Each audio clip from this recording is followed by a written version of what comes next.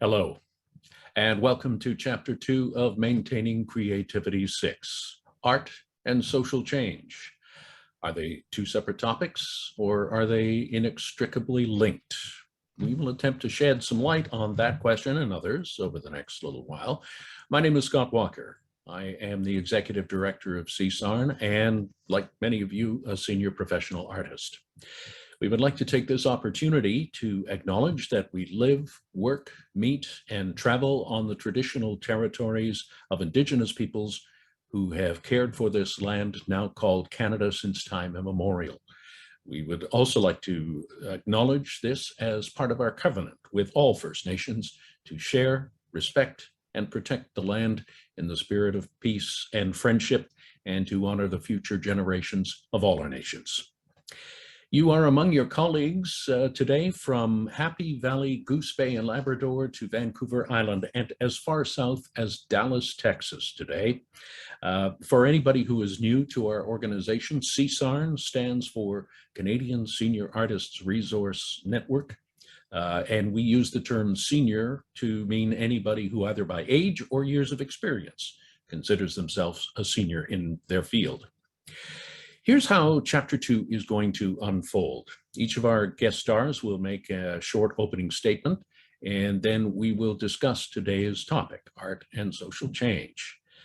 We invite you to join in on the questions by putting questions and comments in the Q&A box, and we will try to handle as many of them as we possibly can over the next hour or so. Once the discussion is over, around 2 o'clock this afternoon, Eastern Time, we will begin our breakout sessions. They're kind of like our online salons, our on salons. It's a chance to chat with other artists from Canada and the US. Each breakout will have a moderator. The topic will be art and social change, funny thing. And it'll be about 40 minutes long, the breakout sessions, and then we'll all get back together again to find out what each group talked about, and we will wish you well until, we hope, next week at this time. So let's begin. Art and social change. 4 distinguished artists from across the country have joined us to talk about this today. Our first guest is a member of the Red Pheasant Cree Nation in Saskatchewan. Until very recently, she lived in southern BC, but now she is back in Saskatchewan. She's a lawyer who advocated for residential school survivors. Her first novel, Five Little Indians, has won many awards, including the Governor General's Literary Award. Please welcome Michelle Goode.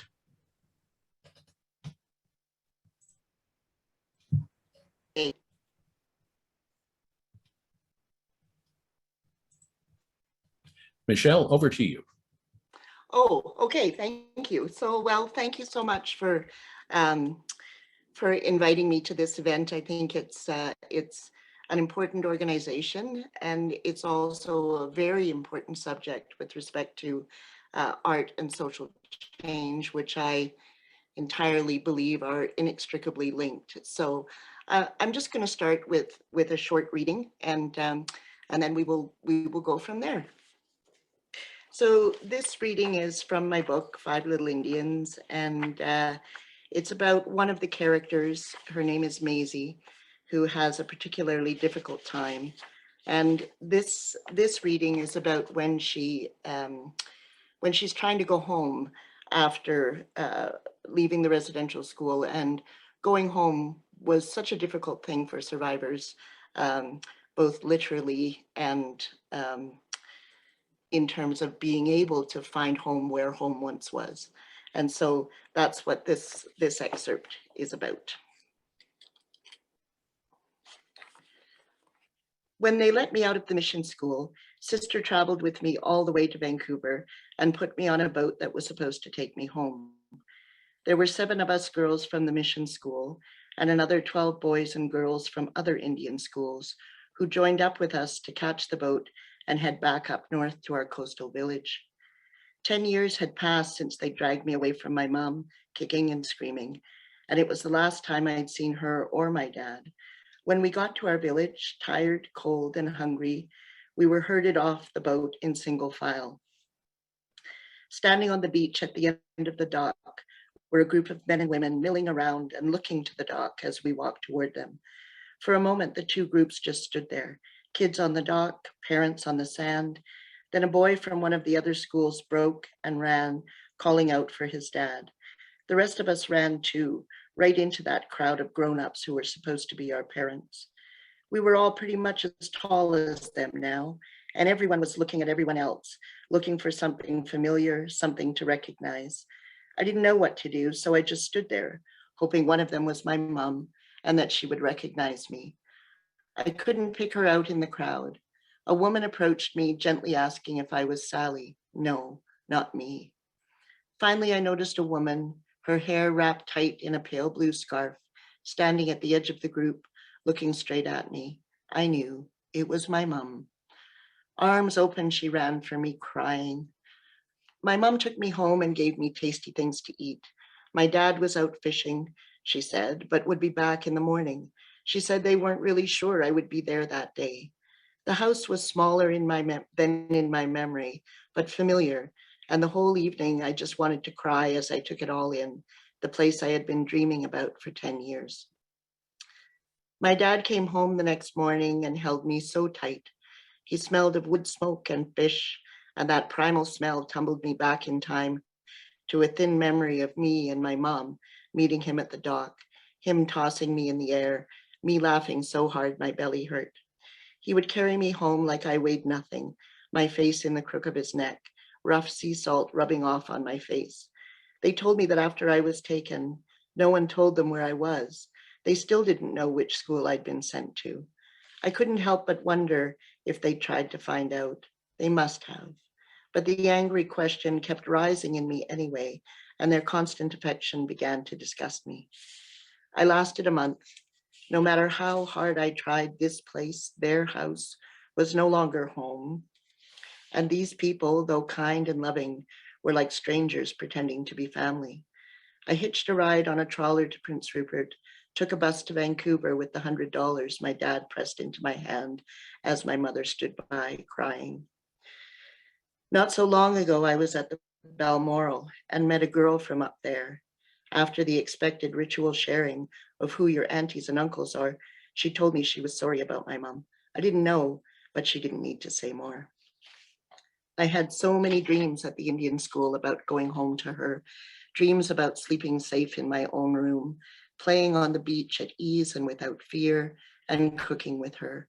What I so desperately needed was to be standing on that stool by the stove, carefully stirring under her watchful eye, like when I was little. To be little again, living without fear and brutality. No one gets that back. All that's left is a craving, insatiable, empty place. Thank you, Michelle. We'll talk again in a few minutes. Our next guest lives in Vancouver, well, West Vancouver, actually. She spent more than 55 years as a dancer, choreographer, producer, teacher, writer, and lecturer. She is the name behind the Judith Marcuse dance projects. She has created works for theater, opera, musical theater, TV, and film. And she is also the founder and director of the International Center for Art for Social Change. Welcome, Judith Marcuse. Thank you, Scott, and thank you to everyone. Looking forward to our exchange to come. The topic is so vast. I offer a few questions and one first frame that might be useful for our exchange to come. Looking at change and social change through three frames. The micro, which is interpersonal, interpsychic change. The meso, which is groups, family, community. And macro change, which is systems change. I just find it a very useful way to think about the topic. And at the age of 74, I'm loath to make huge statements. So instead, I offer a couple of questions. Health and well-being are inextricably linked to the social determinants of health, the socio-political, economic, environmental contexts of our lives. Can art change the world all by itself? What needs to happen in order to create the kinds of change we so desperately need? Question number two, What is it about capitalism and the pervasive and increasingly mechanistic, technocratic sensibilities of the world we're living in right now? Why are artists on the sidelines? Are we that dangerous? Why are artists largely absent from the rooms where critical decisions are made about our lives, especially now? And what can we do about it? What's the difference between consuming, buying art and art experiences and creating art ourselves? Here I will posit a statement. I believe that the act of creation itself can change our senses, not only of ourselves, but our relationships to the world. And I think this is one of the strengths of art making.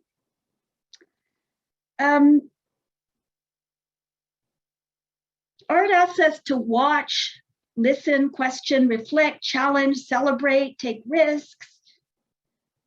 How can we mobilize these sensibilities to create social change? I think that's it. Thanks. To be continued. Thank you, Judith. Our third guest is an award-winning playwright, novelist, journalist, and filmmaker. He lives on the Curve Lake First Nation, although he's a little south of that at the moment. He has performed stand-up comedy at the Kennedy Center in Washington. He has served as artistic director of Native Earth Performing Arts. His documentary series, Going Native, airs on APTN. He's a contributor to the Globe and Mail. And his 34th book, Me Tomorrow, is being released at the end of this month, the 30th. If I'm not mistaken, hello, Drew Hayden Taylor. Morning to everyone from Mexico. I guess I'd like to start off by saying it's a few years ago, I was the writer-in-residence at the Pierre Burton house in Dawson City. And I remember walking down the street and I saw this building with a sign, and then for several reasons, it threw me off. And I remember looking at it and it said kayak, though not in the typical spelling. It stood for the Klondike Institute for Art and Culture. And I remember standing there looking at it, very puzzled. And then I realized why I was puzzled. From the Indigenous perspective, at least my Indigenous perspective, art and culture are the same thing. They're not two different words, two different perspectives whatsoever. And I'm speaking to this from my journey as a playwright. I'm what I like to think of as a contemporary storyteller. It used to be that almost all the stories told were oral in nature, and then as civilizations and cultures advanced, you got into print, you got into theater, you got into radio, television, you got into all sorts of interesting graphic novels, and even today, video games have detailed backstories for all the characters within them. So as a playwright, I'm a firm believer that theater is the next logical progression of oral storytelling. And there's a very specific reason why in the late 80s, early 90s, theater became the venue of expression for many Indigenous writers. The vast majority of plays and later novels and short stories, poetry, etc., that came out of the Indigenous community dealt with the darker aspect of the Indigenous journey. It basically, almost all the characters, there are three narratives that were primarily told: victim narratives, historical narratives, or the byproducts of what I refer to as post-contact stress disorder. Right? Basically, when an oppressed people get their voice back, they're going to write about being oppressed. And that's what was happening for a long time in the Indigenous community. All these stories coming out of our community dealt with the issues of colonization. So as a result, they're all about oppression, depression, and suppression. And Native theater, Native storytelling in all its many forms basically had three functions. It was to push the proverbial envelope, it was to make the audience uncomfortable, and it was to ask difficult questions. because we survived 300, 400, 500 years of colonization and the byproducts of colonization. So speaking as an Indigenous author for my community, I cannot speak for all Indigenous authors, just from my own personal journey. Art and social change are so intertwined. It's almost not worth talking about them as two separate things. So I will leave it there. Thank you, Drew. And our fourth guest lives in Dartmouth, Nova Scotia. He organized the province's first Black History Month. He founded several arts and cultural organizations, including the Black Artists Network of Nova Scotia. His extensive bio also includes the words and phrases visual artist, curator, poet, playwright, storyteller, theater director, curator, librettist, and lyricist. And with all that, he found time to join us today. Welcome, David Woods. Welcome. It's really nice to be here and to share with everyone. I hope I'm being heard. Yep. All right. I'll begin with a poem from my collection, Native Song. It's called Beauty's Eye. I am inside someone who is beautiful. I look from his eyes, feel the vast areas of his strength, and see here the horizons of his possibilities. A human thing once maimed and beaten into outcast dungeons, where the self was made to feel inhuman, where ugliness was twisted into the soul until, like a tree, I stood in my own roots and pushed towards the sun. It was a beautiful feeling glowing through the midnight forest. It moved like a magician into the dark chambers of my heart. It is human love I dream inside, a beautiful palace trivialized as mere words or irrelevant feeling, but it contains all of my meaning. And as the sun moves into this dark place where I have remained, discovers me, a sleeping child, a cold, trembling and waiting, understands my pain and stretches its rays. As the sun is love, it nourishes the thing inside me, and I sprout forth with so much beauty, even the sun screams. I read this because this was when I was very young and unsure how to make myself find a path in the world here in Nova Scotia. I was born in Trinidad, grew up in Nova Scotia, left my family very early when I was 15 because kind of not a very healthy family situation, and went to a place called North Preston, a traditional Black community that had been established for over 200 years, and kind of rediscovered myself, rediscovered what it meant to be connected to the space, the land, and to people.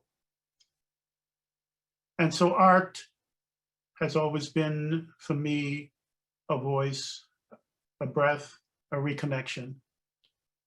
And for some of us who are born with a particular need, we are lucky to have found the synthesis between how we live in the world and the pursuit of art. And when I say art, not art as a particular practice with a particular set of goals, but art as life, which is what it is for me. To belong to an awakened mind that connects to the life forces, to God, to beauty. I'm glad to say that that was the experiences that I had as a child. And it was kind of ironic because whenever I was called upon to do something, I would do it. So, you know, whether it was a play or whether it was a painting, whether it was a poem, I never actually saw any division between any of those things. It was only later on as I got older and people said, oh, you did all these different things. Yeah. But to me, it was breath, it was breathing, it was connecting. And so art and how I fit into life is very integral.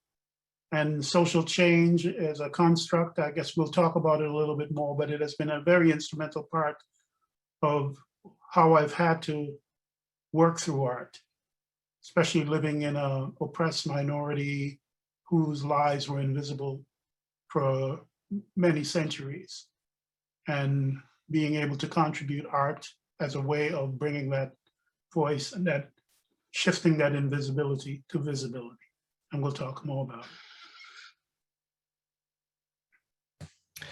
Thank you, David Woods. Thank you, Judith Marcuse. Thank you, Michelle Goode and Drew Hayden Taylor. I'll ask Michelle and Drew to join us again. Turn your microphones and your videos on. And I think the first thing I wanted to ask, and this is to all four of you, did anything strike you based on what you heard from your fellow panelists? Anything that you wanted to speak more on? We can come back to that if you wish. I will ask, this is actually a question from Philip Silver, who's a member of our board and former Dean of Fine Arts at York University. And his question is, does the artist find the subject, be it social change or breath or life or anything, or does the subject find the artist? And I'll ask Michelle, you had your hand up. I read that question and I thought, what a great question. And I think both is the case. You know, I think that you can go looking for things that you wish to create, but I think, like, certainly in my case, the subject of what my book is about came to me and, you know, basically insisted that I write it. So I think it can happen both ways, that you can be visited by almost a command notion, you know, sort of an impetus, a powerful impetus to create something in particular. And I think you can also go looking for it. You can have a vague notion, an idea of something you wish to create, and you have to do more work to go find it. You know, in my case, this was something that was knocking on my door for many years. And so it definitely came for me. I'd like to concur with Michelle that it is both. As an artist, you're always mining the world for experiences, for knowledge, for little moments, little things that you keep adding to your craft. And in that continual search and mining, things kind of concretize and then become real. And so sometimes they come out whole. And sometimes you know exactly what it is that you're going to do. And then you're involved in situations where, you know, like I think back of when I was young and I got to a place called North Preston. And then it became really important for me to tell the story of this community. So that was a very deliberate thing that I wanted to do. And then I was able to draw from all the different things that I had mined as an artist in order to represent their story. So it's always an interaction of both the unconscious developing of stories that sometimes you're not even aware are in you. They come out at certain moments, and the very deliberate things that become, you know, when you're interacting with the world, that become a need either your personal need, or sometimes it's a communal need that you feel that you can contribute to. And in that moment, you feel that this advances a story or advances a certain cause. Thank you, David. Judith. I guess I agree with what everyone has said. It operates on all levels. I like to think about it in several ways. One is, you know, falling in love with the world, so that every detail that you see, every moment has some relevance for what you're thinking about yourself. And then another way things have come to me is, for example, I found myself in a high school with an about to be teenage daughter some 35 years ago, and the language and the sensibilities of what I was looking and experiencing in the hallways of that school led me as an artist and a mother to 20 years of work with 15 to 18-year-olds about what they cared about, what mattered to them. And that led to projects on teen suicide, 6-year projects, on how they experience violence, and also connections between the environment and social justice. So both ways. Leonard Cohen says for him, poetry was not a decision, it was a verdict. And I think that's how most of us operate. Thank you, Judith. Drew? Oh yeah, I think it's a combination of both. Sometimes I'm inspired, sometimes I create my own inspiration. I did a trilogy of plays dealing with the scoop up, native adoption, long before people knew about it or talking about it. I had a girlfriend who'd been adopted, and I was telling me about it, and I found out so many, this had happened to so many, that I thought, why didn't I know about this? Why don't people know about this? So I ended up writing 3 plays about it because I wanted people to know about it. But so that was a case of me being it knocking on my door and saying, write this. But on the other hand, my first novel, I want to do something different. I want to do something strange, unique. So I wrote a native vampire novel. Yeah. So I went looking for that. I just said, I want to write a native vampire. I want to take a European legend and indigenize it, culturally appropriate it, and make it mine. Why not? And so in that particular case, I went out, I did it. Other cases, the idea knocked on my door and said, we're looking for a place to live. So it varies. Why do you, and this is again for everybody, why do you think that for many of us as artists, native vampires aside, that social change becomes the focus of our art, comes knocking on our doors? Michelle, you want to take that? Sure. Well, you know, I mean, I had been wanting to write my book for a long, long time, but I had, you know, other commitments that were all about social change commitments in terms of working with Indigenous organizations and with my law practice and so on. But the reason that I wrote this book was decidedly because I was infuriated. And I was infuriated with the response that you see to residential school survivors, whether you see commentary in the press or letters to the editor or whatever, and this ubiquitous response, why can't they just get over it? And it, you know, having spent 14 years of day after day after day listening to survivors talk about things you can even, I challenge people to conceive the depth of horror that I lived with these survivors in their stories. And I just became infuriated. I thought, you know, I'm working on the ground with survivors. I'm working with organizations, but I need to say something. You want to know why they can't just get over it? I'm going to tell you. And so, you know, this book, and I don't, you know, I mean, I'm unique among our group, right? It's like one book. But this book absolutely came from a desire to, you know, for lack of a better way of saying, to kick some ass, right? To really put into the hands of people something that was so visceral that they wouldn't ever have to ask that question again. That was what I wanted to do, and it seems to have had some success. And I really believe that, as I said briefly earlier, that art and social change are inextricably linked.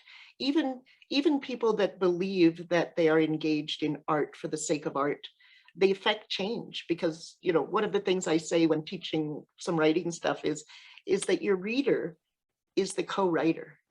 Okay, once your reader gets the book, they're writing the meaning of that book as they read it. It's the same thing with the painter. He may paint something and his intention might strictly be, I want to create a beautiful thing. But the person who perceives it, it might completely change their life. It might completely change their world. So I think that there's just no way of taking the power of art to transform away from the actual creation of the art. I think they're, like I say, inextricably linked. Anyone else want to jump in? Sure. You know, that old journalism adage about 1,000 people die in a landslide is not a story. One person who dies with a name, a face, and a family, that's your story. So when I start out to write these things, I don't actually, when I did the trilogy on native adoption, actually nowhere in the 3 plays do I mention the scoop up, because I wasn't writing about the scoop up. I was writing about a family affected by the scoop up. You know, when I start out to work on anything, my goal is not to change the world, because I can't change the world. The world's got to want to change itself. The best I can do is whisper in the ear. So as a writer, how I work is I go out, I talk about the issue, the impact of the issue, and in many different ways, and give it a human face, and you know, placate it with humor, because oftentimes if you're standing on the corner screaming out at the world on its evils, people will stop, listen for 30 seconds, move on, forget what you're saying. You've got to make them want to stop, listen, grab onto it, and take it home with us. I do that through humor. Everybody's got their own unique way of driving their message in. I'll concur with Drew, because I have never actually attempted to be a social changer in my art. I've recognized the need for social change. I've been involved in political action, but in art, my real pursuit is truth telling. And I think I leave it to the audience and to those who are affected by those truths to actually understand why things need to change, or where they are in you know, vis-a-vis their positioning about things that need to be changed. And it's always been the goal to be as authentic and as visceral as, you know, to make a story so important that it lives in other people. And so when I attempt a story, or even a poem or anything, it's really about bringing the truth of that thing so that it resonates through human experience. And in terms of how that affects social change, it will be from the realization of that story in other people's minds, more so than I'm going to write this as almost like agitprop to try to get you to think this, because I'm bored with that stuff first to begin. And sometimes when it's very predictable, it has no effect on people in terms of, you know, advocacy. But you know, not saying advocacy is not important, but in art, I've always attempted to just allow the truth of the thing to be its own advocate. And there's nothing more powerful than truth telling. You know, you can proselytize, you can, you know, boss people around in terms of what you think they should think and do, but truth telling is absolutely an incredibly powerful thing to do, because people recognize the truth, even if they don't know it. They recognize the truth and they respond to it. I like that. Sorry, here go my dogs. They're gonna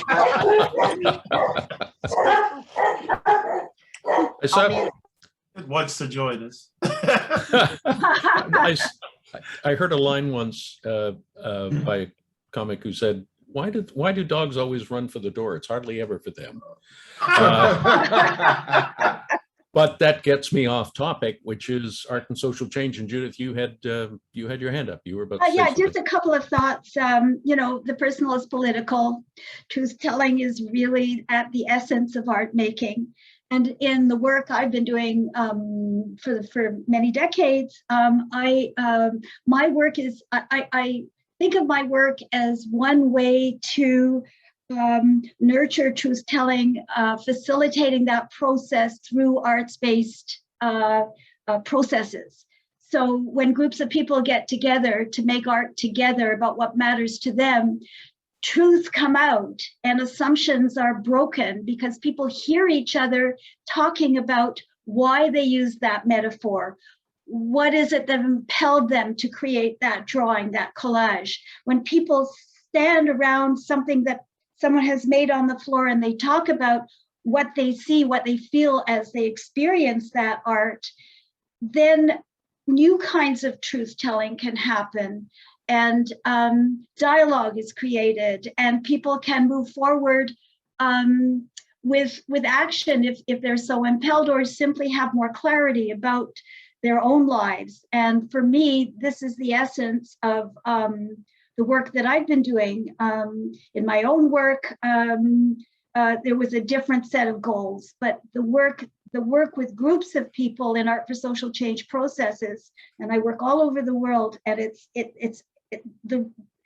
what happens is very predictable.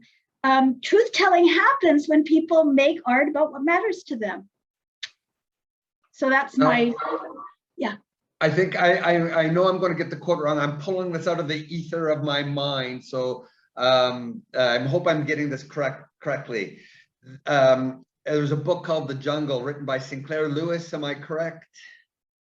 Who said that you know, it was responsible for the government reassessing slaughterhouses and food preparation and the quality of meat packing. And he says, I was aiming to hit people in the heart, and by accident I hit them in the stomach. Great. So basically, whatever it takes to change the world, you know, it'd be happy for near misses if it does accomplishes the same. Yeah, thank you, Drew. I'm going to pose another question, same topic, of course. This is from one of our community members, one of CSARN mentors, Bernard Poulin. He sets this up by saying, we live in an era of conflicting extremes. I don't think that's an extreme to say that.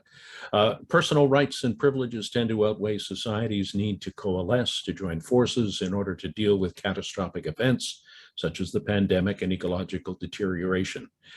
As artists have always been canaries in the mine shafts of time, do you foresee a near future in which the world's thinking and creating coalition will be less focused on self and more powerfully address collective human survival? I'll throw that out to any of you. And eventually all of you, I hope. One would hope, you know, one would hope that that would be the outcome. But, you know, when somebody just said that they weren't trying to change the world, and I mean, I wanted to change the world right from the time I was a little kid. So my perspective on that is probably quite different. But I would hope that the kind of pressure that we're experiencing in society these days would create that kind of an impetus, if you will, or that kind of challenge to artists to, you know, raise our voices in a way that is designed to promote survival, because I think we're really sitting on the cusp of that, you know, will we or will we not survive? But I come from a long history of activism. I've never really lived outside of an activist perspective, and so my perspective is deeply influenced by that. I began work as an activist when I was 18 years old. So, and I'm, you know, a little older than that now. I saw you nodding, Judith, and then David. I'm what's called a red diaper baby. I grew up in a very activist family in the 50s, and so it's a verdict in this case. But what I see right now across the country and internationally is that artists are coalescing, they're coming together, specifically thinking right now about the environmental crisis. And there are all kinds of coalitions and organizations being set up here in Canada and abroad to figure out how artists can be involved in the decisions, in the sensibilities, in heightening awareness of the catastrophe that's facing us on the planet. And I'm very optimistic right now, in one sense, because people are coming together to figure out what can be done, even if it's to mitigate the disasters that are coming, especially in some cases. And on the other hand, we are facing such anger all over the world right now. I fear that the anger will increasingly polarize us to the point where we're paralyzed by that distance from each other. So, you know, again, it's that balance between optimism and despair. David? I think the framing of artists being self-interested is perhaps a little erroneous in the sense that a lot of the very specific concerns that may be looked upon as sort of more concerned about yourself than the collective is in fact an attempt to make the collective better. It's not that we're zoned out, you know, either we're only talking about our people or we're only talking about, it is in fact because we want a better collective, that those you know, that the parts that are not either equalized or not, or excluded, that we're trying to bring into the collective fold. So I think it's a sort of a misinterpretation sometimes when we perceive artists as being sort of only self-interested, because it is, and in fact, it's their collective vision that makes them choose those stories. Certainly in my case, anyway. And, you know, possibly it's that collective interest that drives us to art in the first place. You know, I couldn't agree more with what you're saying, David. Drew, did you want to? Just two things. One, somebody pointed out here quite accurately, as I said earlier, I didn't know I was pulling these names out of the air, that it was Upton Sinclair, not Sinclair Lewis, that wrote The Jungle. But yeah, listening to people talk about their childhood, my childhood was completely different. I grew up on my reserve. My mother, her first language was Anishinaabe, and most of my family basically was told to fly under the radar. If nobody notices you, nobody can come after you. So my mother hated what I do for a living, because everybody was looking at me. Everybody knew my name. Everybody noticed me. She was 100% positive I was going to get in trouble. And not more than 4 months ago during the summer, my aunt came up to me when I was doing something and just looked at me and said, "Why can't you be normal? Why can't I get a real job?" Right? So this whole thing. But that aside, what I'd like to say about this whole collective art changing the world, I look at where I started way back in the late 80s, and the growth, the explosion, the celebration of the Indigenous voice, of Indigenous art. I mean, it was it was practically not non-existent, but unknown in the 80s. And now you look at any of the, speaking of the lovely Michelle there, you look at all the the book awards, not one, I think in the last 5-8 years, not one year goes by when there's not 1 or 2 Indigenous authors on all of the short lists or long lists whatsoever. And to me, that's the collective pull of the Indigenous artistic community. Before, we were unknown as the writer. When I was in high school, I wasn't sure I could become a writer because I'd not seen any other Indigenous writers. Now in Ontario, in grade 11, almost the entire English course is Indigenous literature. And that just sort of makes me look at the power and the explosive nature of art. If I could just add on a broader, in a wider frame, you know, if we look back at feminism, we look back at LGBTQ plus rights, we look at all kinds of, you know, nuclear disarmament. All these movements are very powerful and have created profound change over the last 50 years. And so change does happen. Sometimes it's very hard to perceive how it's happening. But as your example demonstrates, Drew, it's everywhere. And I guess for me, the question is, how do we let other people know about what's going on in the arts? Let's look at the context of Canada, for example. You know, arts education is practically absent in most schools. And so young kids are growing up without the experience of making art. And yet, when a music program is canceled, as happened here in Vancouver several years ago, there were huge demonstrations of families. During the pandemic, we see, just the importance of expression becoming paramount for people's well-being. So the landscape for me is very cup half empty, half full. That kind of leads to the question that I was going to ask next, which is, what can we do?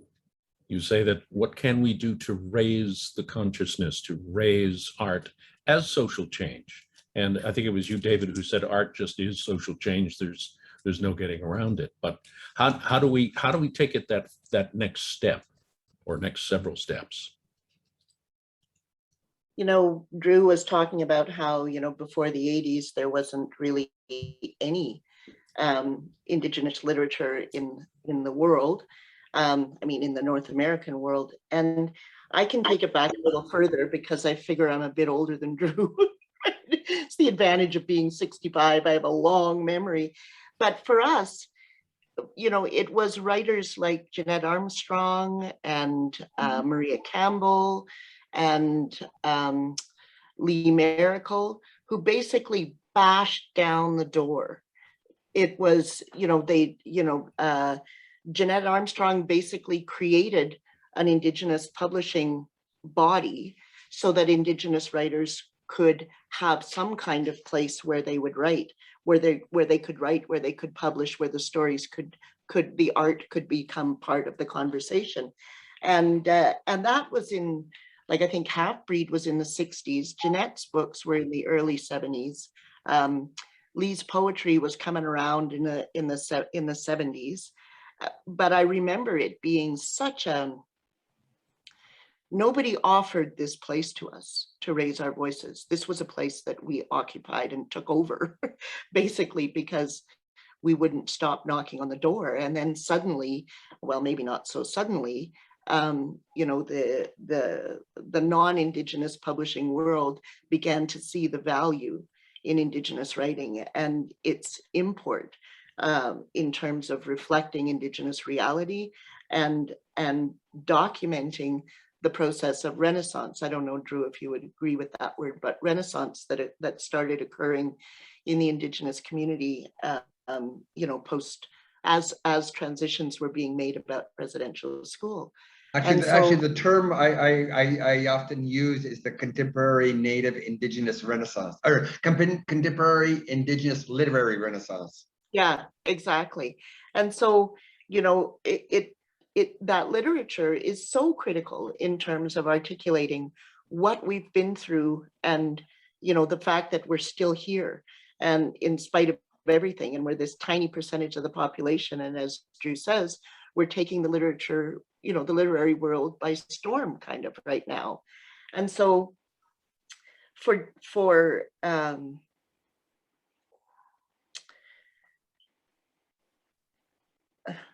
looking for the right word, and one of the disadvantages of getting older, right?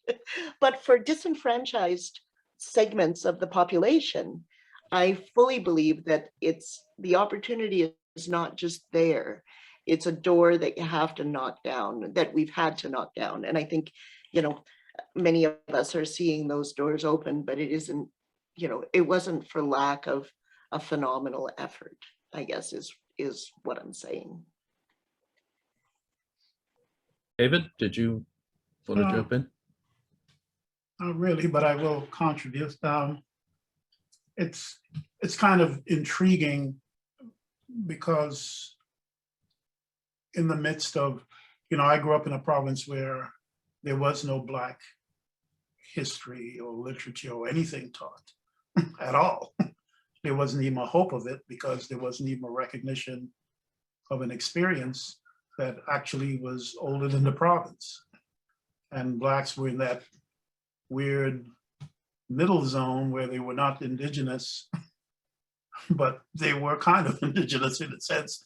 They had lived almost equally in quasi-reservations segregated schools, all, and had been there for, but when they went to school, there was a non-recognition of anything about them.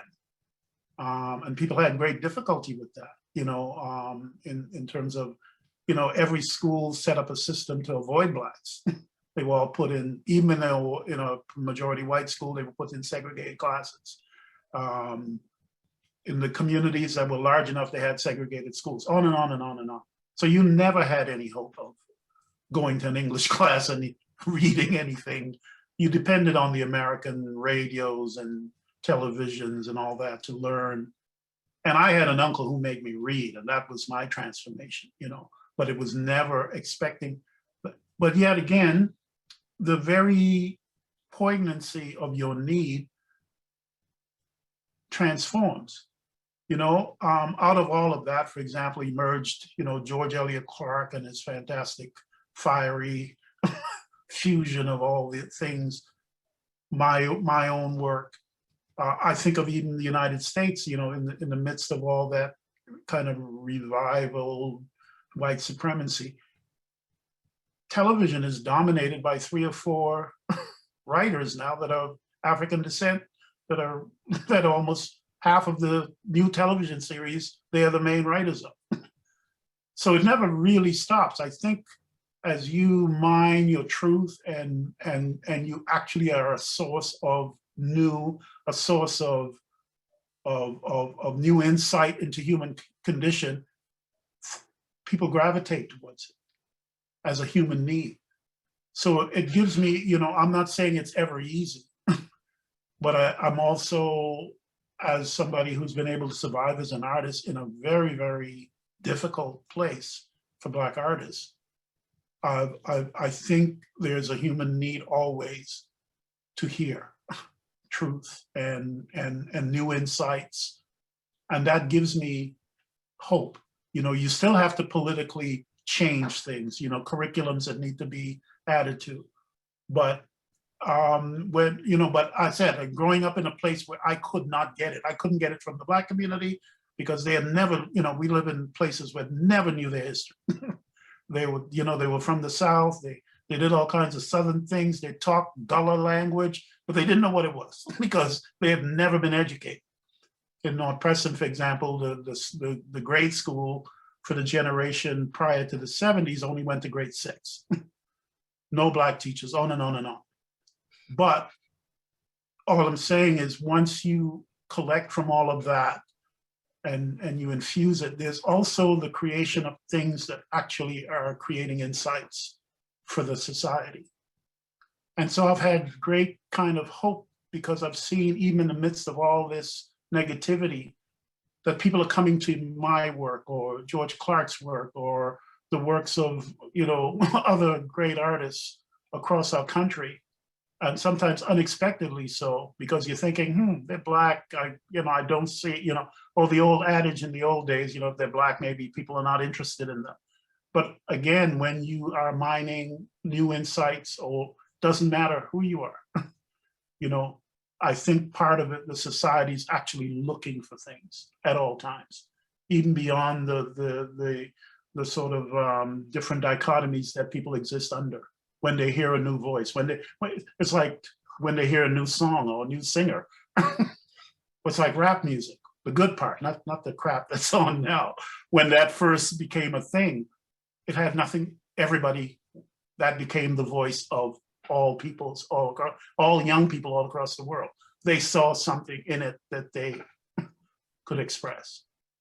So the human part of all of this is always something that gives me hope, even as I live in isolation. And there's still the work of convincing the establishment to reflect and to change. But I grew up completely not having things, and so I sometimes I just have more faith in the art, and I always try when I can influence anyone is to make them very strong in themselves, because that sometimes is the transformative arc out of which things come. Well, I can't believe the hour is almost up, and we haven't even scratched the surface of this topic. We've maybe scratched the surface of the scratch, if that's possible. But I would like to get from all of you, there goes my phone. I would like to get from all of you, if I could, just a final thought on what you've heard today, what we've been talking about today. And Judith, I'm going to start with you. Okay. To be devil's advocate here and to bring money into the equation, which we haven't talked about at all, economics. A question: why are artists the lowest paid professional sector in Canada, with an average median income that's 40% of the median income in the country? Why are we excluded from decision-making situations, or often excluded? Are we simply there to make art, or are our perspectives useful in other contexts where we can speak to the truths that we have been exploring and nurturing? That's my statement or question. Thank you, Judith. Drew. One of the things I find really interesting about people who talk about cutting funding to arts and stuff like that is, no matter what you do, art still pervades all aspects of society. What you wear, how you design your house. Even when you get a latte and there's that little tree in your latte, that is art. It is everywhere, and people who think that it's not really that important, don't realize how boring, how unfortunate, how tragic it would be if all forms of art were removed from your life. I just wish people would realize that and embrace it and celebrate it more than they do. Thank you, Drew. Michelle. Well, it's interesting that Judith brought up the question of money, because in response to something David said, I wanted to say something about money, and that is that your art, in order for you to succeed, your art needs to be profitable. The books that I write, a publisher has to deem that it will sell, that it will be profitable. And, so you look at the number of people that are writing or painting or drawing or, creating an opera or a ballet or whatever, that isn't going to be profitable.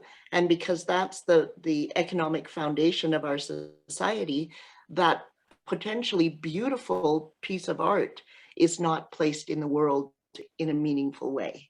And, and I think that takes us back to our concept of the idea of art and social change, is those things are, that there's a whole structural change that needs to occur. And I think art can be at the forefront of that, to recognize, as Drew is saying, that art is everywhere, and that art is a critical component, as it was in our traditional communities. It was the artist was perceived with equal importance as the doctor.